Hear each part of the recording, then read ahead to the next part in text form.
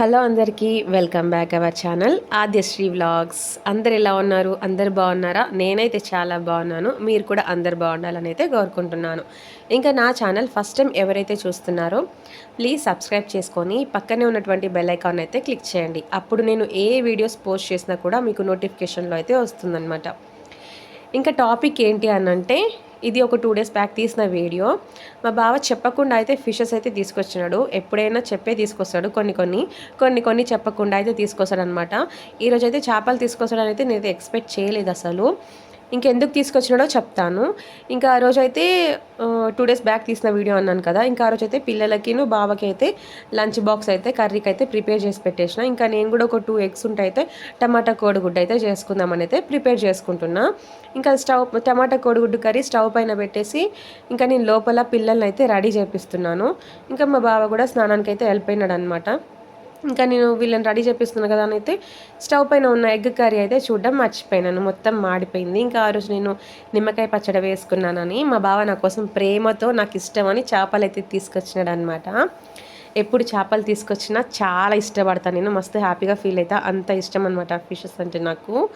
ఇంకా ఆ రోజు చేపలు తీసుకురాగానే ఉప్పు వేసి మంచిగా కడిగి అన్నీ మ్యారినేట్ చేసి పెట్టుకున్నాం. ఉప్పు, కారం, ధనియా పౌడర్, గరం మసాలా, పసుపు, అల్లం వెల్లుల్లి పేస్ట్, ఆయిల్ అన్నీ వేసి అయితే మ్యారినేట్ చేసి పెట్టుకున్నాము. నెక్స్ట్ డే ఈవినింగ్ బాబా ఆఫీస్ నుండి రాగానే ఫిష్ ఫ్రై అయితే చేస్తున్నాడు అనమాట.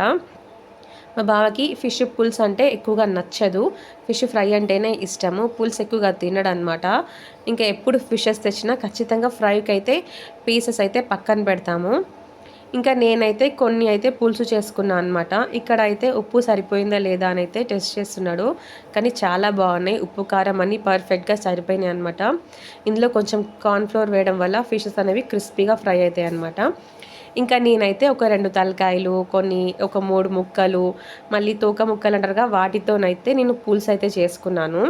కొంచెం ఈ పులుసు అనేది అయితే కొంచెం ఒలిగిపోయింది. అది నెక్స్ట్ వీడియోలో చూపిస్తానమాట. ఇంకా తర్వాత ఫిష్ ఫ్రై అంతా రెడీ అయిపోయిన తర్వాత అయితే కూర్చొని అయితే మేము తింటున్నాము. మా కోసం అయితే బాగా స్ప్రైట్ అయితే తీసుకొచ్చినాడు అనమాట. చాలా అంటే చాలా టేస్టీగా ఉన్నాయి.